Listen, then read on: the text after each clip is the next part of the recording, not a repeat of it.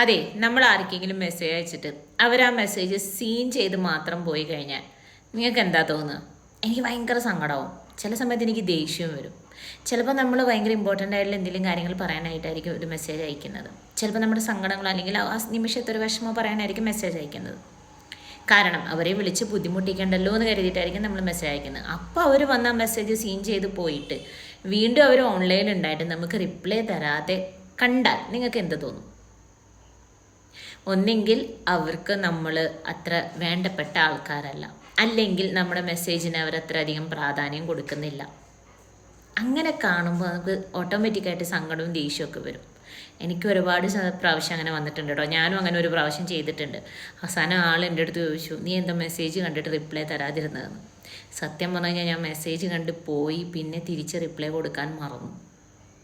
പിന്നെ ആ മെസ്സേജ് ലാസ്റ്റിലായിപ്പോയി, അപ്പോൾ അത് കാണാൻ പറ്റിയില്ലല്ലോ, സീൻ ചെയ്യുകയും ചെയ്തു.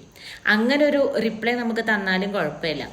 അതിന് പകരം നമ്മൾ അയ്യോ കണ്ടില്ല അങ്ങനെ പറഞ്ഞു കഴിഞ്ഞാൽ, കാരണം ഓൾറെഡി അവർ സീൻ ചെയ്ത് നമ്മൾ കണ്ടു, അപ്പോൾ നമുക്ക് എത്ര വിഷമം വരും.